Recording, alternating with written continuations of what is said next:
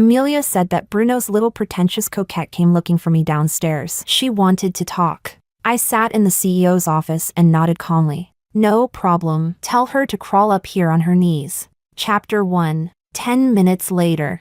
Amelia came upstairs, shrugging helplessly. Emma. She left crying, but before she left, I think she called Bruno. I nodded and waved her off. I really envy these young girls, so much time to waste. Unlike me, a so-called washed-up wife, crushed every day by work and family. Another 10 minutes passed. The phone rang. Bruno's voice was tight with anger. She's just a girl in her early 20s. What's your problem bullying her like that?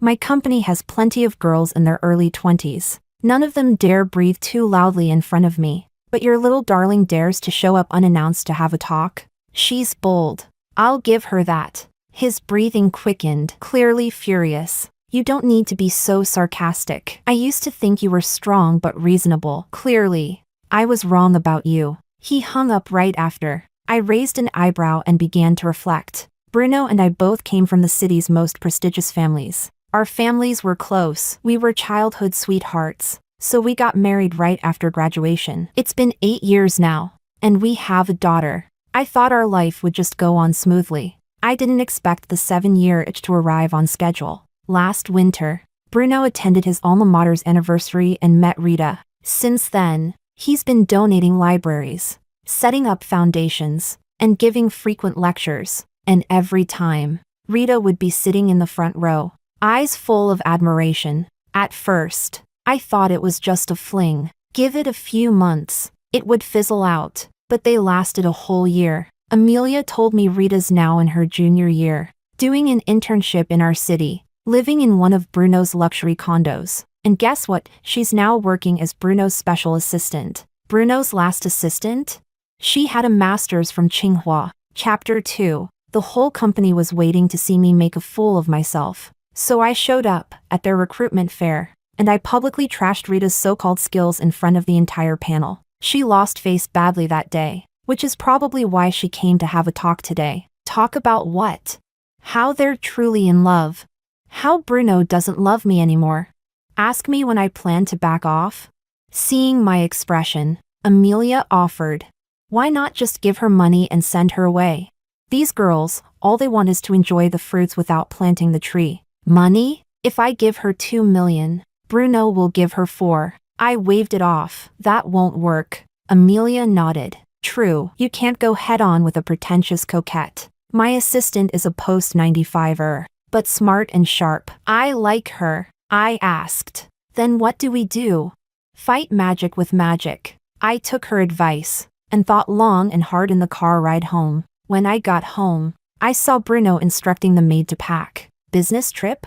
I asked casually. Bruno didn't even look at me. Rita took sleeping pills today. Luckily someone found her in time. I'm going to stay with her for a few days. I tisked and looked at him with a half smile. Bruno didn't bother responding. He grabbed his bag and stormed off. But not before throwing in one last jab. Don't look at me like that. Even if I'm wrong, what you did was worse. You drove her to this. I'm just cleaning up your mess. Chapter 3. That night, Amelia sent me a screenshot from Moments. Yes, my clever Amelia had added Rita on WeChat using a fake identity. In the photo, Bruno was in the kitchen, busy cooking. The caption was sentimental. The world is bitter. Your blatant favoritism is my only salvation. This man, who never even lifted a finger at home, was now making soup for another woman. Even her daughter Sophia had never tasted a meal cooked by her own father. And yet, he had no issue letting Rita post that online. Fine then, I'll help them promote it. I sent the screenshot directly to the family group chat. My in-laws quickly responded. Bruno actually started cooking? Emma, you really know how to train a husband. Even I, his own mother, have never tasted his food. My mother-in-law replied. My father-in-law added. Emma is the daughter-in-law I personally chose. Of course she's outstanding. I smiled and replied. Mom, Dad, I think there's been a misunderstanding. Bruno was cooking for his new assistant. I heard she's not feeling well lately. After that, I turned off my phone. That night, I was sleeping with Sophia in my arms when I was awakened by noise downstairs. I got up and went down. It was cold at the entrance. Rita stood outside in nothing but a thin knit dress, looked more like loungewear. When she saw me, she immediately pushed Bruno toward me while crying. Emma, I'm sorry. I brought Bruno back to you. It's all my fault. I made him worry. I caused a misunderstanding with you and the elders. I promise I won't let him come again. Please forgive him. Please. Stop interfering with me. Bruno, however, pulled her back and interlocked their fingers. What nonsense are you talking about? You're alone in this city. If I don't take care of you, who will? Chapter 4. Rita shoved Bruno hard, making it all look like a tragic farewell scene. Bruno stood between us, face dark, while Rita looked at him with teary eyes full of affection. Bruno, thank you for everything, but I know you don't belong to me. Let's end this here. I'm sorry. Then she turned and walked away dramatically, wiping her tears in defiance. Bruno couldn't hold back anymore. He rushed forward and pulled her into his arms, kissing her forehead repeatedly. Rita sobbed uncontrollably in his embrace. I leaned against the doorframe, arms crossed, as if watching a bad soap opera. After a while, since I still hadn't reacted, Rita began struggling in his arms again. Let me go.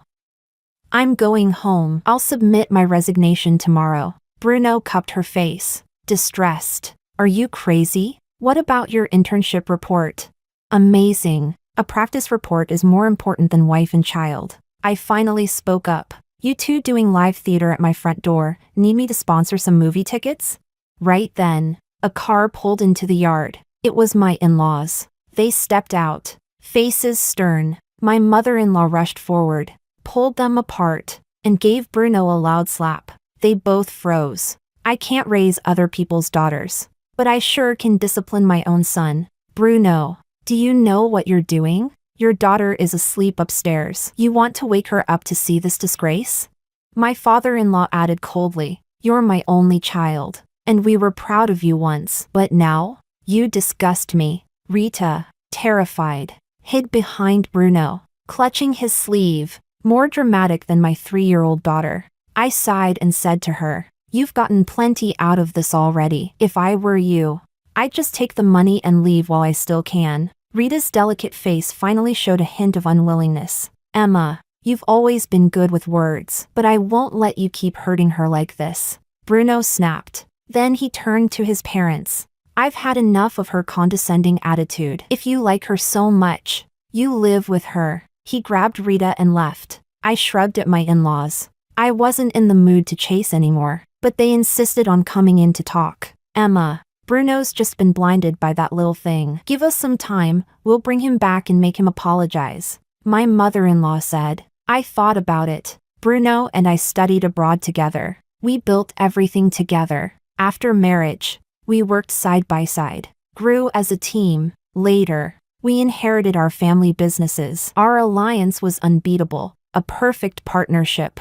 Who would have thought? Everything would fall apart because of a girl like Rita. I gave a faint smile. All right, I'll give him time. Chapter 5. Giving Bruno time also meant giving myself time. The next day, Amelia delivered all the materials I needed to my office. Rita, currently studying literature at Jiang University, comes from a small county in the southern province. Both parents are alive, and she has a younger brother who dropped out of high school. Since meeting Bruno, she's received 5 luxury bags worth between 20,000 to 50,000 each, about 200,000 yuan in clothing, 500,000 in jewelry, and roughly 300,000 to 400,000 in cash transfers. Amelia spoke with a cold face. That's just a rough estimate, according to our investigator. Bruno also took her to look at cars recently. Not too bad. I leaned back in my chair. All that in just 1 year. Where are they now? Amelia looked down, a little hesitant. We confirmed Bruno brought her back to the apartment, and he's been buying more things for her. Oh, planning to keep a mistress properly now? Where is Bruno today? Didn't he have a business meeting out of town? I asked. Amelia nodded. He left this morning, but his driver said he'll probably be back tonight. How touching. A man who avoids hassle at all costs is now going through all this trouble for Rita. I stood up. Let's go meet our little pretentious coquette. Amelia came with me. We went straight to the apartment and had the building manager open the door. Inside, Rita was stunned. The moment she saw me, she instinctively stepped back. What are you doing here?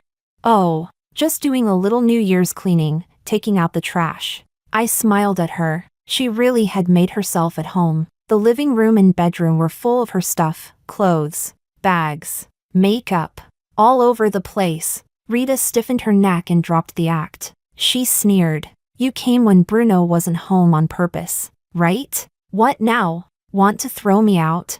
Amelia snapped. If you had a shred of self-awareness or dignity, you'd walk out on your own. But Rita just laughed. I'm not leaving. What can you do about it? Bruno gave me permission to stay here.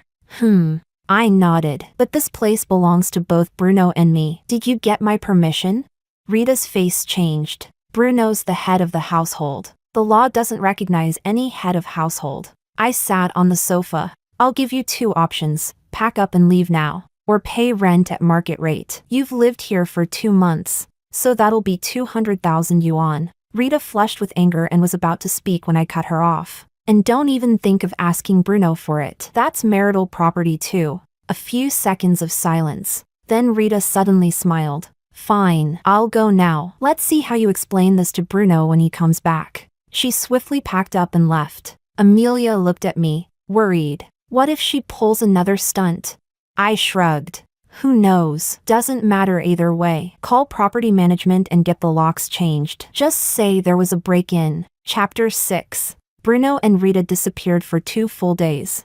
I took that time to review our household and company assets. And frankly, it gave me a headache. Our family's finances were far too entangled. Just as I was about to ask Amelia to arrange a meeting with our corporate lawyer, Bruno came home. With Rita. Sophia was sitting on the carpet playing with toys. The moment she saw Bruno, she ran toward him, but froze when she saw him holding Rita's hand. Fingers interlaced. I looked at my daughter's tiny silhouette, and my nose stung with emotion. Take Miss Rita upstairs, Bruno instructed the maid, though his gaze never left me. She's a guest. Treat her with the respect due to someone of honor. Before going upstairs, Rita turned and smiled at me and Sophia. Sorry to bother you again, Emma. I stared coldly as she disappeared upstairs, then turned to Bruno. So, you've made your decision?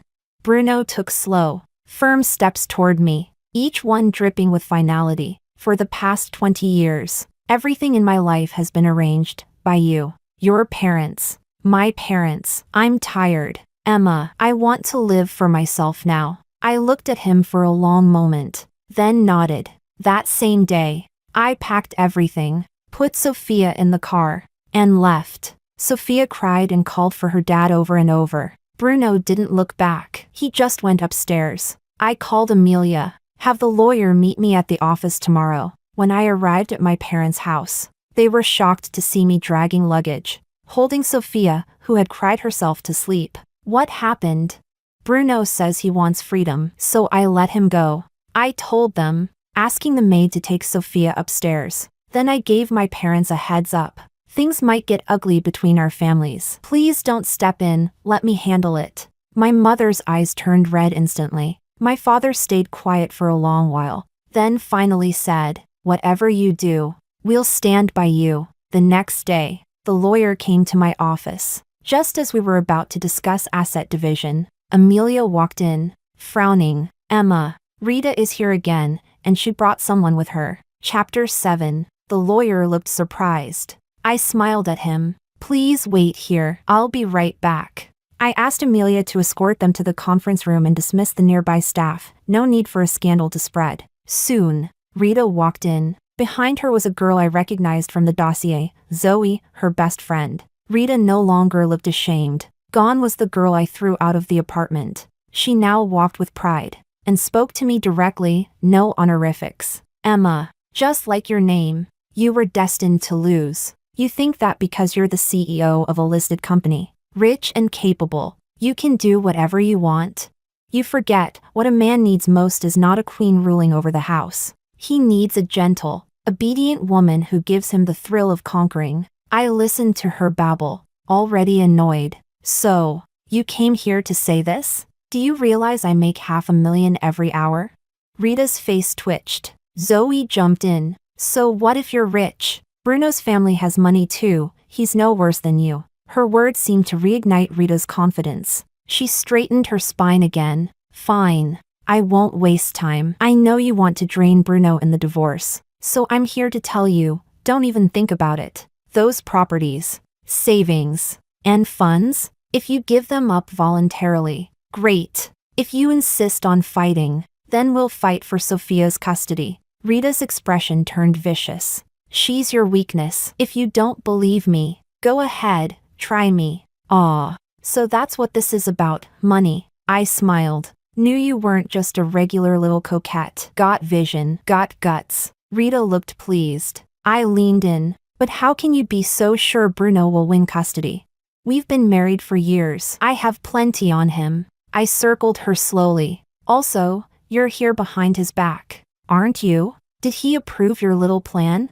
Rita's face shifted through colors. She looked like she wanted to rip me apart. Zoe jumped in again. Don't be smug. If it really came down to it, let's see whose side Bruno takes. I looked at Zoe and suddenly remembered. Oh, I almost forgot about you. Zoe's eyes turned wary. I smiled and walked up to her. Miss Zoe, how's the abortion compensation Bruno gave you? Is the nutritional money enough? If not, let me know. I can throw you some spare change. After all, we're still married. I'm technically still cleaning up his messes. What did you say? Rita nearly collapsed, grabbing the table, stunned. Zoe panicked too, her face pale. I looked at the two of them, and then let out a light laugh. Oh, so Rita, Zoe never told you about her and Bruno? Chapter 8. Zoe, you were hooking up with Bruno behind my back? Rita's face turned pale with rage. She didn't care that I was sitting nearby watching the drama unfold. She lunged forward and grabbed Zoe by the collar. But the moment had come. Zoe didn't bother pretending anymore. She yanked Rita's hand away and sneered. Hooking up? Don't be so dramatic. His wife's literally sitting right here. And if we're talking about hooking up, weren't you doing the same? Then Zoe glanced at me. Since you already knew about us, why bother pretending? I smiled and sat down calmly. With a husband that filthy, why rush to expose everything unless I absolutely have to? It's not like it's something to be proud of. If you hadn't insisted on coming here with Miss Rita today, I might have continued playing dumb a while longer. Rita looked completely shattered. She glanced at me, then at Zoe, realizing her year of scheming had been utterly wasted. Zoe, in contrast, was still composed. She looked at me coldly. When did you find out? Aren't you two besties? When I looked into her, I checked you too. Nothing surprising. I poured them tea politely. So, the one who convinced Rita to come threaten me about asset division was actually you, wasn't it? The idea of using my daughter as a bargaining chip, that was yours too, right? I clapped slowly. You really do understand me well. Zoe snorted. That little girl? Only you treat her like she's some kind of treasure. Rita finally snapped out of her daze. She turned to me and asked, she insulted your daughter like that and you're just going to let it go? I nearly laughed. You're the side chick. Maybe worry about where you go next before worrying about my daughter. Rita's pride was bruised. She snapped. I can talk Bruno out of the divorce, or I can take the money and leave, but you're really not going to say anything to her? And you think you matter enough for Bruno to actually listen to you? I broke the illusion cleanly. Rita shouted. I know exactly how Bruno feels about me. You don't need to butt in.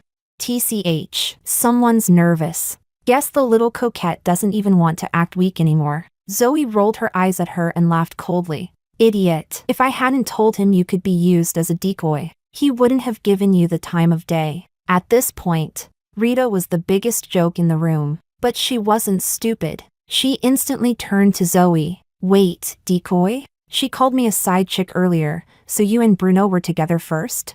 Aw, she finally caught up. I kindly explained. Yes, when Zoe got pregnant, she was terrified I'd find out and ruin her little dynasty dream. So she dragged you in as cover, so I'd focus all my anger on you. Too bad it turned out to be a girl, right Zoe? So Bruno told you to get rid of it. I sighed. Still, I bet you liked that baby anyway. Zoe bit her lip, glaring at me with hate. Rita suddenly burst out laughing. Zoe, What are you, a baby-making machine? I found her shrieking annoying and gestured for her to shut it. She obeyed, clearly waiting to see how I'd deal with Zoe next. I turned to Zoe. Should I congratulate you, Miss Zoe? It's been a year, and you're pregnant again. Already checked the gender this time? Can you keep it now? The words had barely left my lips when Rita's expression morphed into pure terror. Chapter 9. You're pregnant again? Rita didn't even know whether to cry or laugh at this point. She spiraled into a frenzy, pacing circles around Zoe, her voice hoarse. Zoe, what the hell do you think you are? And what am I to you? You two played me. Does your conscience not itch even a little? Zoe let out a laugh like she'd heard the funniest joke in the world. Oh, and when you interfered in their marriage, weren't you having a grand time? Now you want to talk about conscience? I sipped my tea with a smile, watching the show in silence. Frankly, this was far more entertaining than Rita crying at my door the other day. Rita finally snapped. She raised her hand to slap Zoe, but Zoe caught her wrist in a flash. What do you think you're doing? If you so much as scratch me, Bruno can sue you for damages. You think I'm bluffing? Rita froze. She knew damn well, all that money she spent, she'd never be able to repay it. The sight of these two, once besties, now tearing each other apart, was just too good. I took a photo and sent it to Bruno. Let him enjoy it too. Rita was still screaming at Zoe. But Zoe stayed cool. Of course she did. She had a baby in her belly. She was untouchable now. I glanced at her stomach, and my heart suddenly clenched. I remembered the night I gave birth to Sophia. The whole maternity ward was in chaos. I had a severe hemorrhage, and the blood bank was low. I nearly didn't survive. In the end, the doctors had no choice but to remove my uterus. After that, I knew Sophia would be my one and only child in this life. My daughter, born at the top of the pyramid, carrying all the hopes of me and my parents. But clearly, the Bruno family had other plans. Zoe had stayed in the picture this long, and even got pregnant twice. There's no way my in-laws didn't know. Maybe they never wanted a capable, powerful daughter-in-law. Maybe they just needed a quiet, obedient baby-making machine. Maybe they planned to keep Zoe and her child around permanently, make me accept them, force them into the family structure. But whatever their plan was, I would never accept it. Just then, the conference room door was kicked open. Bruno stood in the doorway, his face like thunder. Amelia trailed behind him, looking torn. I raised my teacup and smiled. There you are. I didn't think you'd get here so fast. Well, makes sense when it comes to sons. Your family always rushes in. Zoe quickly rushed to his side, playing the perfect little hostess. Rita, on the other hand, looked utterly ridiculous. She laughed and cried at the same time, staring at Bruno in disbelief. Bruno, so it's true. You and this bitch, all this time, what the hell did you take me for? Bruno's face twisted with annoyance. I gave you more in 1 year than most people earn in 10. Isn't that enough? Get out. I'll transfer another $1 million to you later. Rita, who once thought she'd dethrone me, was now being discarded like trash. She couldn't take it. She screamed and lunged at them, but Bruno grabbed her arm and flung her aside. His voice was cold as stone. I said get lost. Don't make me say it again. Chapter 10. Rita never returned to our home. Bruno's people escorted her out directly. All the belongings she had moved in were packed and thrown out as well. Bruno even had someone supervise her boarding a flight back to her hometown. But Zoe?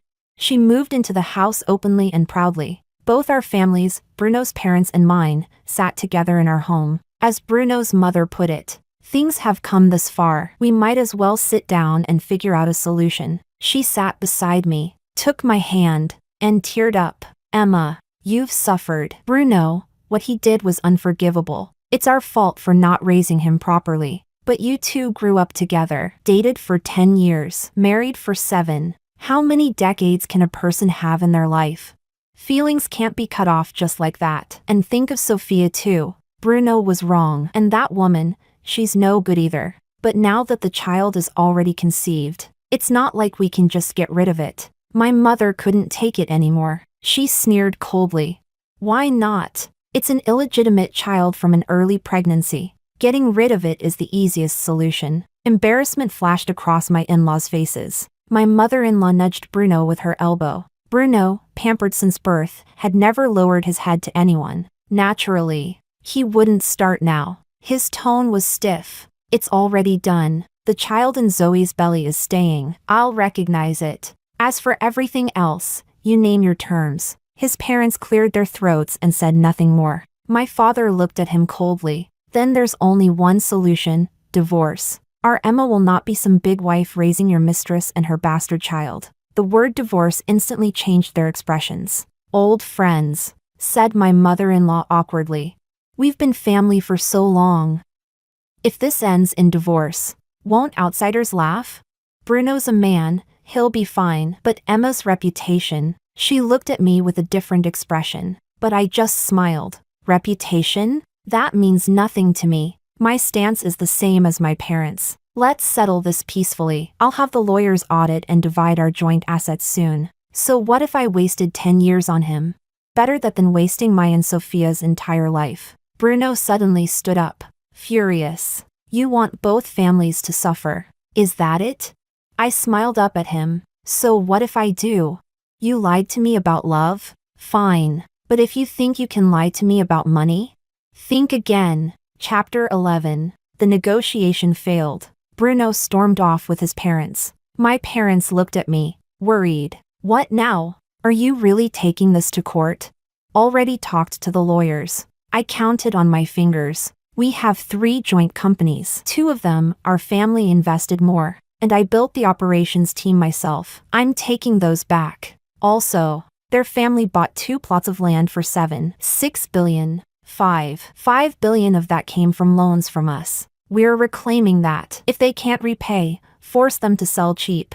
Then there's 5 properties, a mall, and 3 cars Bruno and I bought after marriage. We split that, but since he committed bigamy, I'll only leave him 1 property. I looked at my parents. Even that is me being merciful. My father's side, but Bruno's side has been struggling. With this, they might go bankrupt. I knew my father had been best friends with Bruno's dad for decades. It hurt him to see it end this way, but I didn't care. I smiled. That's exactly what I want. They stepped on my dignity? Fine. But if they thought I'd let them humiliate my parents or make Sophia suffer, they could pay in blood. The next 2 weeks, I practically lived at the office. The entire law firm was helping collect evidence for court. Proof of Bruno's bigamy, loan contracts, even evidence of their tax evasion. If I dropped all this in court, Bruno would probably want to kill me. Amelia helped organize the evidence into a secure vault. Then she asked,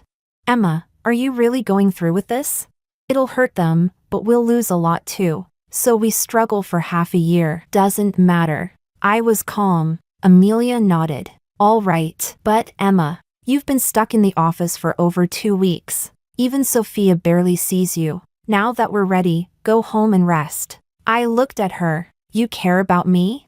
She froze, then smiled. What are you saying, Emma? I'm your Amelia. Of course I care. I smiled. Yeah, right. She'd been with the company for over a year. Always capable. Always 1 step ahead. More reliable than even some veterans. She never felt like a rookie. She helped me pack up. Emma, I already called the driver. He's downstairs. Want me to go with you? No, I'll go alone. I picked up my bag, headed home. I needed sleep, because the real war was just beginning. Chapter 12. 3 days later, the court date finally arrived. From the very beginning, I had refused mediation. At this point, there was no reason to waste any more words with Bruno or his family. What surprised me, though, was that Bruno showed up early that morning, driving himself to wait downstairs at my office. After 10 years of walking beside you, I don't mind giving you a little dignity for the last few days, he said as he walked into my office, glancing around, still obsessively tidy. I see. I owe that to Amelia. I replied with a faint smile from behind my desk. For the past year, she's been the one keeping this office in order. Not bad, he said simply, then asked, when do you want to head out? Court starts in an hour. You and I both know court won't happen today. I replied calmly. Bruno raised an eyebrow, visibly surprised. I stood up and walked over to the bookshelf, where a secure safe was tucked behind it. I entered the code. With a soft click, the door popped open. Inside, there were only a few documents. The mountain of evidence that had once filled 3 folders was gone. Bruno turned, sat on the couch, tugged at his tie, growing visibly impatient. What is this supposed to mean? Those files were in your hands last night, weren't they?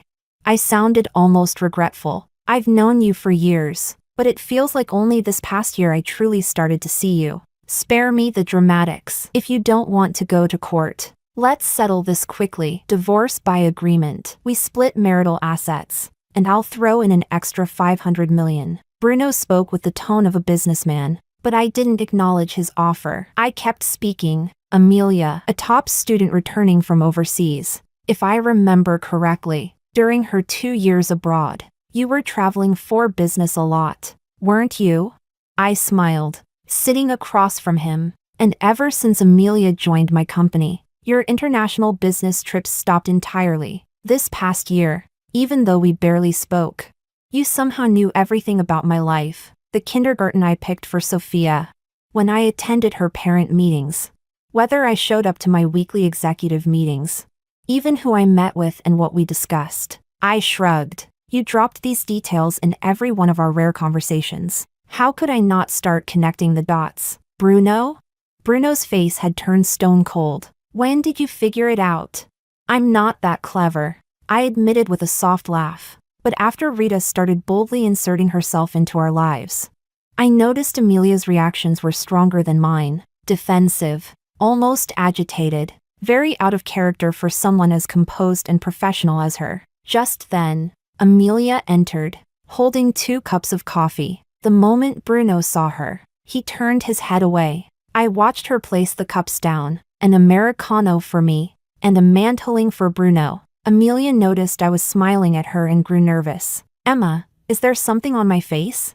No, I smiled softly. We were just talking about you. That management course you took abroad. Bruno picked the school and mentor. Didn't he?